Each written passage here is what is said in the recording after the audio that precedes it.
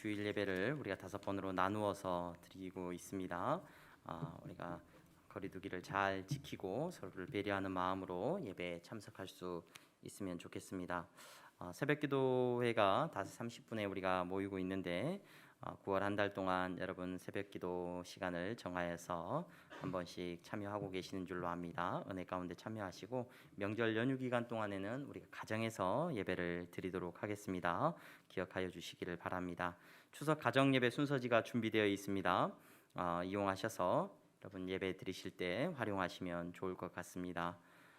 교회 건축을 위해서 계속해서 기도해 주셔서 감사합니다. 지하실 관련해서 이제 아마 콘크리트 부어지는 그런 공사들이 그런 공사들이 진행이 되었고 지금 추석 연휴가 끝나면 또 이제 계속해서 건축이 진행이 되어집니다. 위하여서 기도해 주시면 감사하겠습니다. 우리 옆에 분들 보면서 인사하겠습니다. 잘 나오셨습니다. 잘 나오셨습니다. 오늘 시리아에서 사역하시는 우리 선교사님도 우리 어머님 명절 전에 들어와 계셨던 거죠? 네, 오늘 명절이라서 또 선교사님 같이 참석해 주셨습니다. 하나님께서 은혜 주시기를 바랍니다.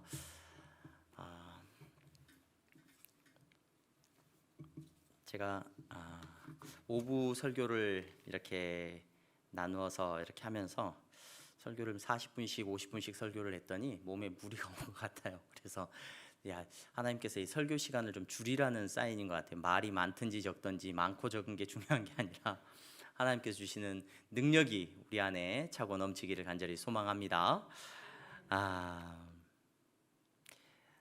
자녀를 키울 때 일관성이 중요하다 이런 이야기들을 자주 듣습니다.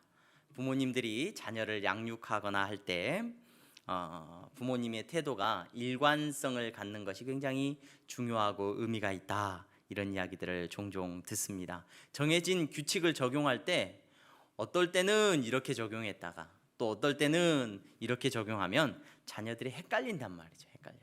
어떨 때는 일찍 자야 된다고 했다가 어떨 때는 늦게 자도 된다라고 했다가 그렇게 자녀를 양육하면 안 됩니다. 이런 이야기들을 자주 듣습니다. 자녀를 키울 때나 양육할 때는 항상 부모가 일관된 태도로 일관된 방식으로 자녀를 키우고 자녀를 양육하는 것이 굉장히 중요합니다. 그렇게 할 때 자녀가 안정감을 느끼고 규칙을 바르게 지키는 법을 배우게 됩니다. 이런 이야기들을 교육학 쪽에서 많이 하는 것을 보게 됩니다.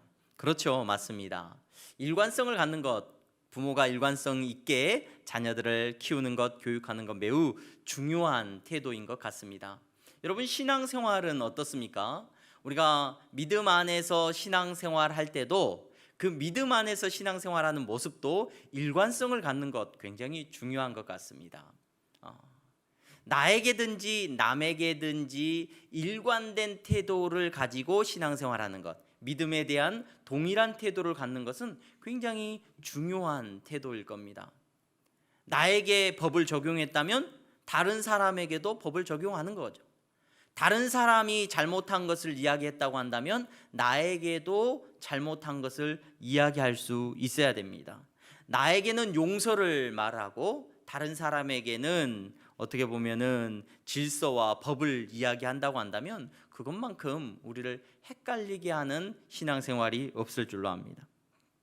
여러분, 그런데 우리가 신앙생활을 하면서 일관되게 신앙생활을 하는 것이 쉽지가 않습니다.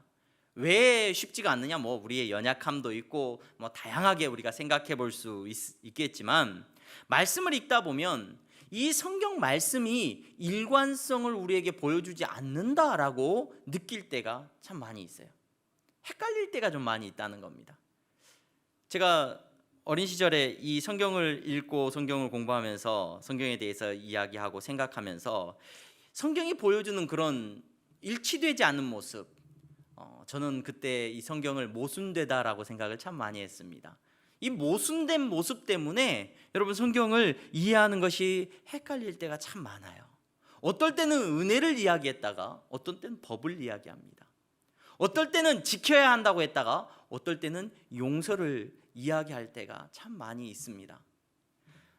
물론 제가 그걸 모순이라고 느꼈다가 제가 어느 순간에 은혜 안에서 하나님께서 보여주신 말씀 안에서 그것이 모순이 아니라 조화라는 것을 깨닫게 되고 나서 제 신앙에 많은 변화가 왔습니다. 근데 어찌하든지 간에 제가 오늘 여러분들에게 일관성에 대한 이야기를 지금 하고 있습니다. 왜 일관성에 대한 이야기를 하고 있느냐?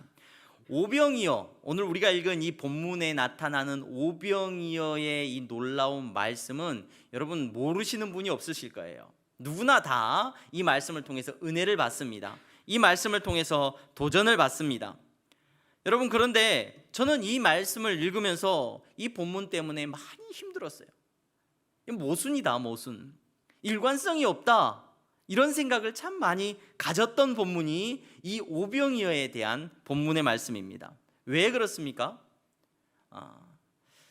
예수님께서 사역을 처음 광야에서 시작을 하셨습니다.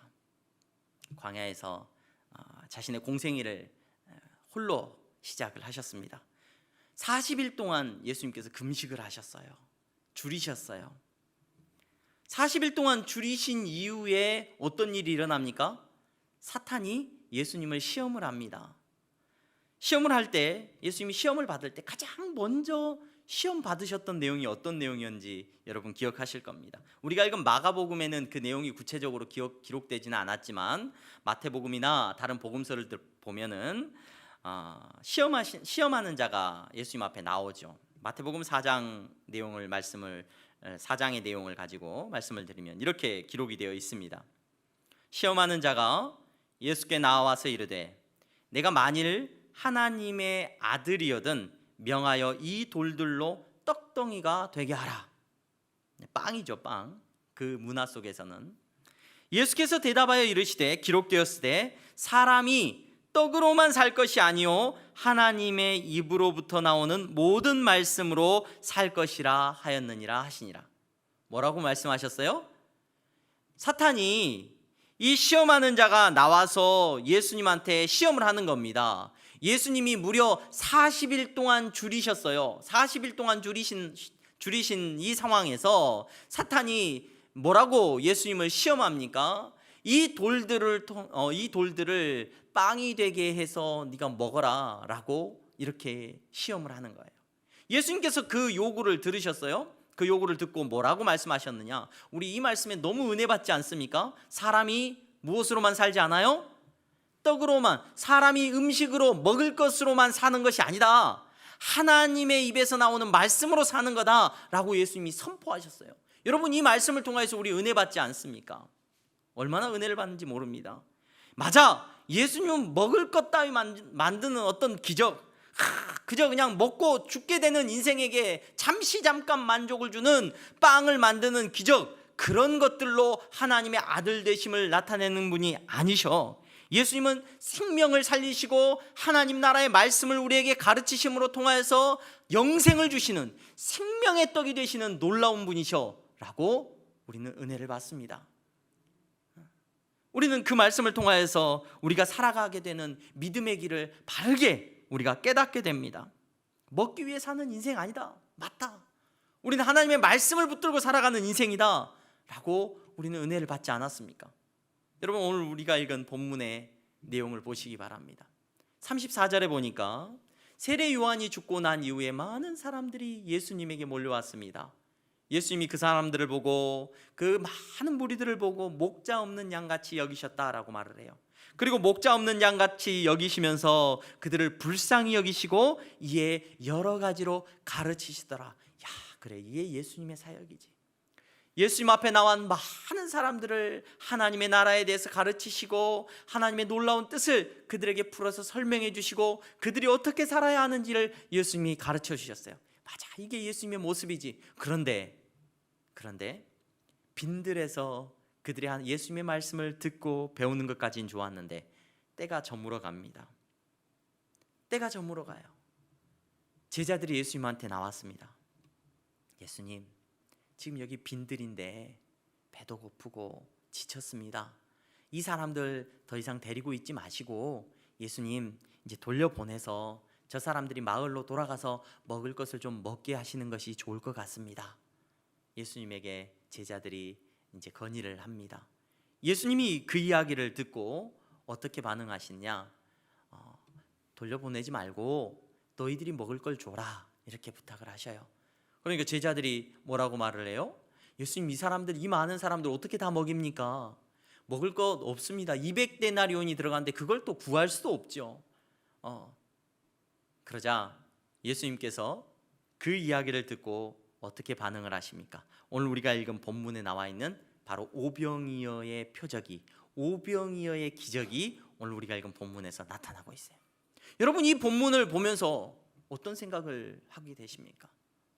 야, 예수님 분명히 뭐가 중요하다고 했어요? 먹을 게 중요해요? 아니면 하나님의 말씀이 중요해요? 하나님의 말씀이 중요하지 않습니까? 근데 이 사람들에게도 배고프지만 예수님은 무려 며칠 동안 금식하셨어요. 40일을 줄이셨잖아요. 근데 지금 잠깐 하루 먹지 못하고 이런 상황인데 사람들 돌려보내서 그냥 먹으라고 하는 게 낫지 않겠습니까? 이 상황에서 예수님은 분명히 사탄이 시험할 때 그 시험했기 때문에 안 하셨는지 모르겠지만 분명히 그렇게 말씀하셨잖아요. 먹는 거 중요하지 않다. 하나님의 말씀이 중요하다. 그런데 지금 본문에서는 모든 사람들이 대단하다고 여기는 오병이어의 기적, 무려 남자만 5,000명이 되는 사람들이 먹고 배부르게 되는 기적을 예수님께서 베푸셨다는 겁니다. 그때는 안 되고 왜 지금은 되는 겁니까? 그때는 왜 떡을 안 만드시고 빵을 안 만드시고 지금은 만들어서 보여주시는 겁니까? 만들어서 먹이신 겁니까? 혹자는 그렇게 이야기를 하시더라고요. 예수님 얼마나 착하시니, 예수님 얼마나 인자하시고, 예수님 얼마나 훌륭하신 분이, 그때는 혼자 먹을 거니까 혼자 먹기 위해서 예수님 기적을 안 하셨고, 지금은 많은 사람들이 줄이고 있으니까 이 많은 사람들을 위해서, 다른 사람을 위해서 예수님께서 기적을 나타내신 거 아니겠습니까? 이렇게 이야기를 하는 분들도 계시더라고요. 물론 설득력도 있습니다. 그런데 여러분, 예수님 너무 일관성 없는 행동 아니십니까?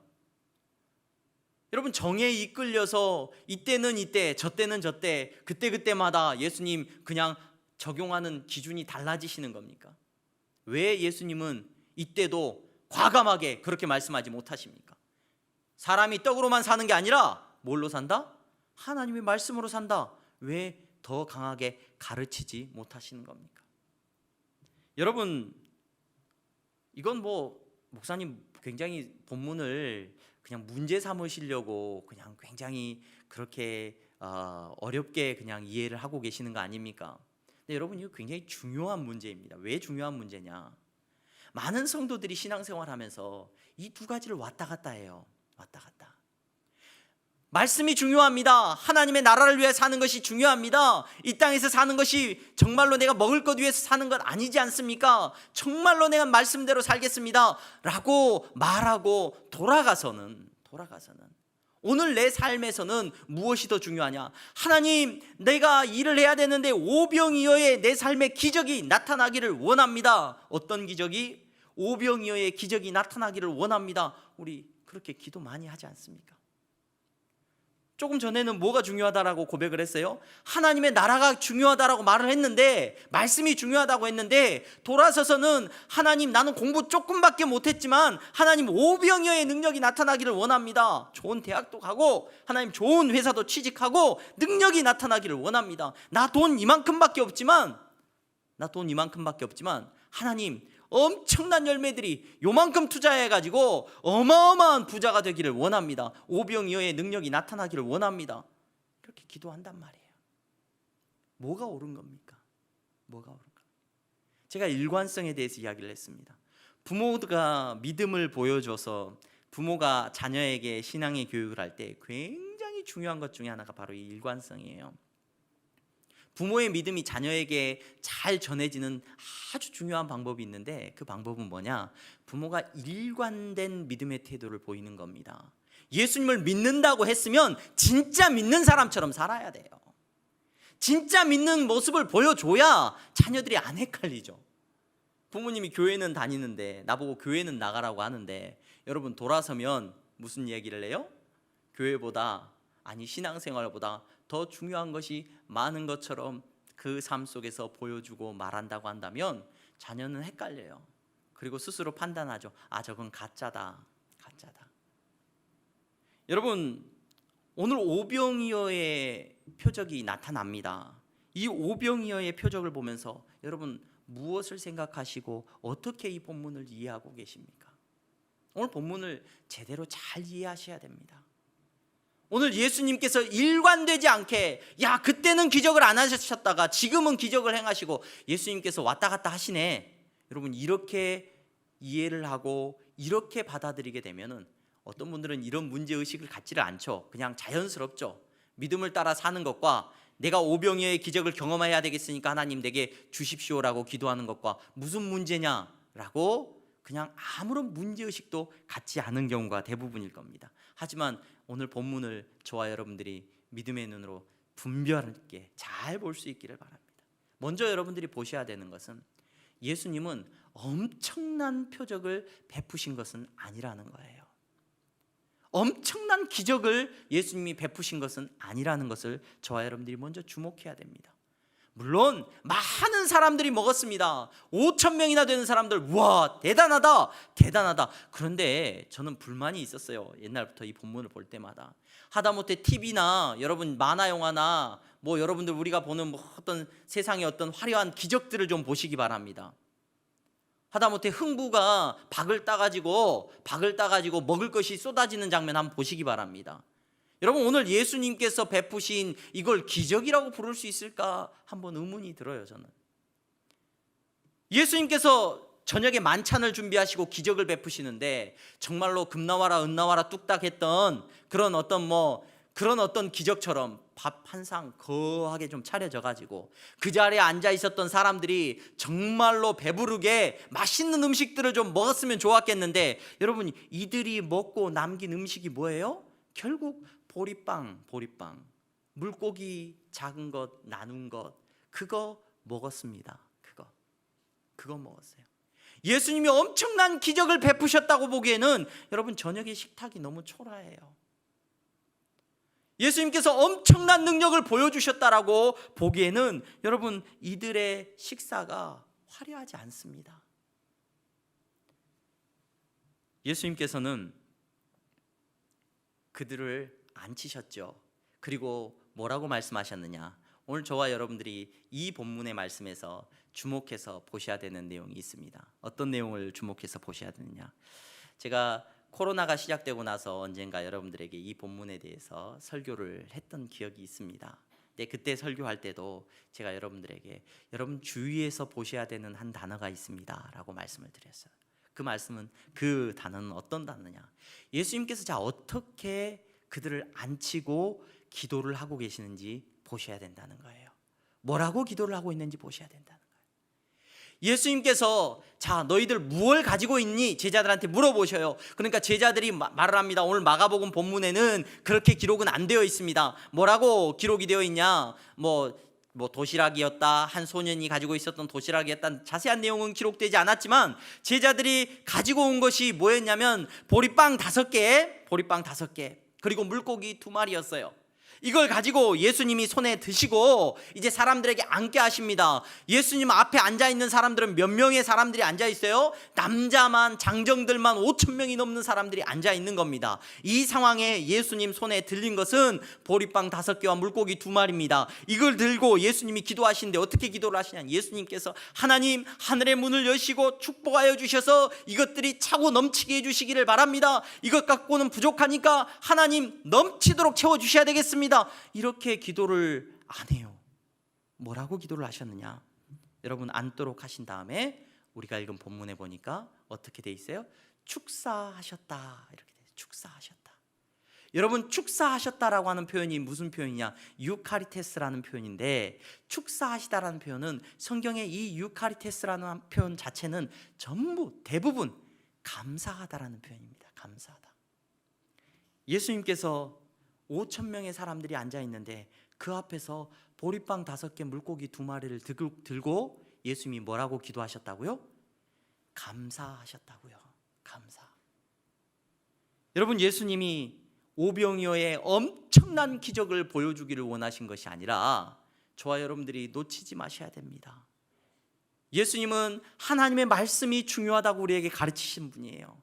여러분, 그들에게 이 땅에서 먹고 마시는 것이 중요하니까, 그것이 가장 큰 축복이니까 내가 너희들한테 먹을 걸 엄청나게 내려줄게, 예수님은 한 번도 그렇게 말씀하지 않으셨어요. 지금 이 손에 들려있는 너무나 작고 아무것도 아니어 보이는 이 보리빵 5개, 물고기 2마리를 들고 예수님은 어떻게 하셔요? 감사하셨습니다. 여러분, 이게 예수님이 보여주신 표적이에요. 표적. 감사하셨어요. 그리고 나서 그 떡을 나누셨습니다. 그 빵을 나누셨습니다. 그 물고기, 그 음식을 나누셨습니다. 여러분, 우리 신앙생활하면서 오병이어와 같은 기적이 나타나기를 원합니다. 그러다 보니까 신앙생활할 때 자꾸 모순에 빠져요. 자꾸 왔다 갔다 해요. 어떨 때는 하나님의 나라가 중요하다고 했다가, 어떨 때는 이 땅에서 오병이어의 능력이 나타나서 잘 먹고 잘 사는 것이 중요하다고 자꾸 말을 합니다. 왔다 갔다 합니다. 여러분, 오늘 우리들의 신앙이 믿음 안에서 일관된 태도가 보여지기를 소망합니다. 그 일관된 태도는 어떻게 나타나느냐? 내 손에 허락하신 보리빵 5개, 물고기 2마리를 들고 감사하는 기도가 여러분들의 삶에 있어서 나올 수 있기를 주님의 이름으로 축원합니다. 여러분, 이게 여러분 성도의 기도입니다. 여러분, 이게 표적입니다. 표적. 제가 말씀드렸죠. 신앙생활하는 건 기적을 보고 하는 게 아니라 그래서 기적은 몇 명 중에 한 명에게만 나타나는 게 기적이에요. 1000명, 10,000명 중에 한 명에게만 나타나는 게 기적입니다. 여러분, 그러나 믿는 성도는 표적을 바라고 살아가는 성도입니다. 표적은 믿는 모든 자에게 나타나는 게 표적이에요. 여러분, 믿는 모든 자에게 나타나는 표적이 뭐냐? 보리빵 5개, 물고기 2마리를 들고 감사하는 표적이 나타나기를 주님의 이름으로 축원합니다. 여러분, 경험할 수도 없고 여러분 세상의 사람들은 이해할 수도 없는 감사가 믿는 자들에게는 고백되어야 될 줄로 믿습니다. 여러분, 가을이 되면 추석의 명절을 보내면서 우리가 또 추수감사절은 절기적으로 11월 마지막 주 이렇게 보냅니다. 여러분, 성도는 늘 이 가을이 되면 내 삶에 허락하신 그 은혜 앞에서 마땅히 감사하는 은혜가 있어야 될 줄로 믿습니다. 여러분들의 기도를 들을 때 여러분들의 자녀가 헷갈리지 않아야 돼요. 여러분들의 기도를 들을 때 여러분들의 자녀가 우리 엄마는 믿음이 있구나, 여러분 이해할 수 있어야 됩니다. 아니, 어저께까지만 해도 그렇게 교회 나가라, 뭐해라 이게 제일 중요하다, 신앙생활이 중요하다라고 말을 했는데, 기도를 들어보면, 오늘 나한테 하는 이야기를 들어보면 뭐가 더 중요해요? 먹는 게 더 중요해요. 이 땅에서 무엇을 더 얼마나 움켜쥐고 있는지가 더 중요해요. 여러분, 그 기도를 들어보면 무엇을 위해서 살아가는지 우리 잘 알 수 있지 않습니까? 여러분, 우리는 오병이어처럼 정말로 작고 초라한 것이 우리 손에 쥐어져 있습니다. 여러분, 이것을 가지고 하나님 이거 뻥튀기 시켜주십시오 기도하는 것이 아니라 감사하는 기도가 저와 여러분들의 입술을 통하여서 고백되어지기를 주님의 이름으로 축원합니다. 여러분, 감사해야 나누죠. 감사하는 사람이 여러분 복음을 전하는 겁니다. 감사를 해본 적이 있어야 여러분 기쁨이 있죠. 감사를 해본 적이 있어야 섬길 수가 있는 것이 성도의 삶인 줄로 믿으시기를 바랍니다. 여러분, 예수님을 보면서 우리는 헷갈리는 신앙생활 안 할 수 있었으면 좋겠습니다. 이번 추석에 여러분들 가족들을 만나면서, 누구를 만나면서 바라기는 여러분들의 입술에서 감사가 넘쳐나기를 소망합니다. 여러분, 예수 믿는 사람이라면 감사해야죠. 마땅히 감사해야죠. 그게 기적입니다. 그게 표적이고 그게 능력인 줄로 믿으시기를 바랍니다. 여러분, 이중적인 신앙생활 하지 않는 저와 여러분들이 되기를 주님의 이름으로 축원합니다. 오늘 또 예수님 따라가는 저와 여러분들은 우리에게 허락하신 것 가지고 예수님 따라갑니다. 우리의 건강과 우리의 연약한 모든 모습 가지고 주님 따라갑니다. 감사하면 하나님께서 저와 여러분들을 통하여서 영광을 받으실 줄로 믿습니다. 기도하겠습니다. 거룩하신 하나님, 감사합니다. 사랑하는 성도들, 저들에게 허락하신 믿음 안에서 저들이 감사하며 살아가게 하여 주시옵소서. 세상의 사람들보다 더 탐욕스럽게 기도하는 자들이 되지 말게 하시고 세상의 사람들보다 더 움켜쥐려고 발버둥 치는 인생 살지 않도록 주여 우리를 긍휼히 여겨 주시옵소서. 예수님 말씀하셨습니다. 사람이 떡으로만 사는 것이 아니고 하나님의 말씀으로 산다고 하셨습니다. 이 말씀이 우리의 삶에 나타나게 하여 주시옵소서. 내 손에 작은 것밖에 없습니다.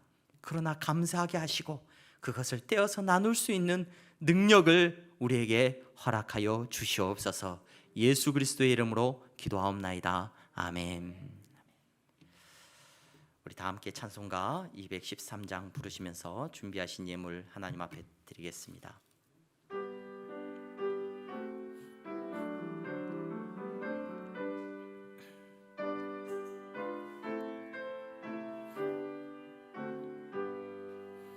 나의 생명 드리니 주여 받아주셔서 세상 살아갈 동안 찬송하게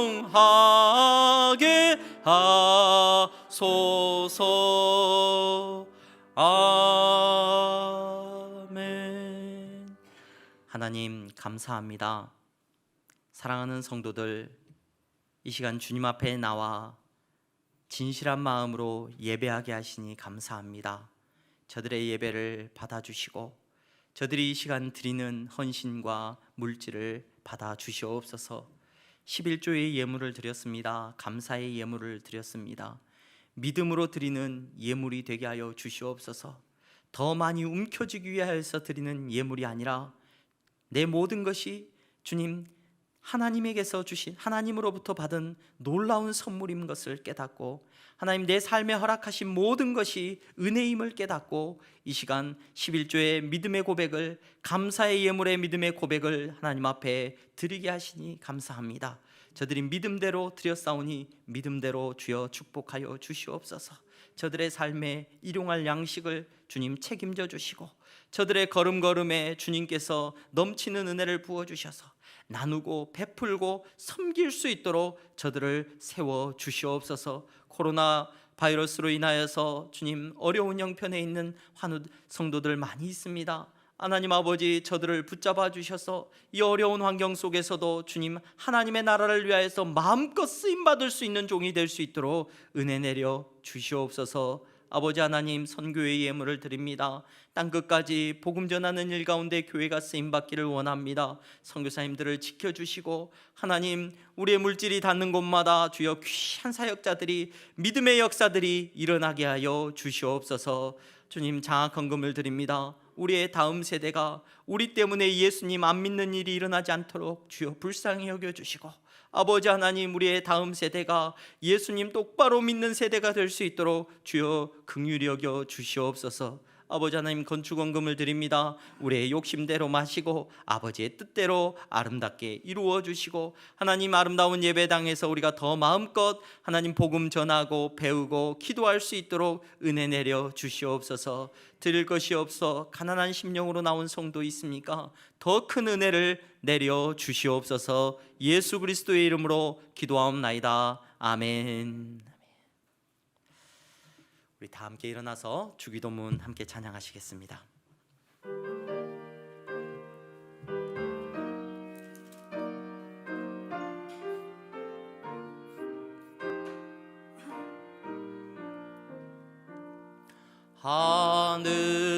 하늘에 계신 아버지,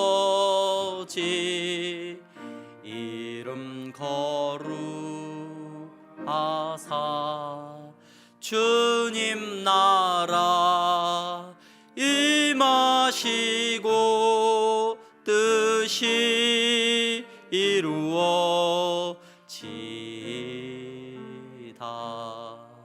일용할 양식 주시고 우리들의 큰 죄 다 용서하옵시고 또 시험에 들게 마시고 악에서 구원하소서. 대개 주의 나라 주의 권세 주의 영광 영원히 아멘.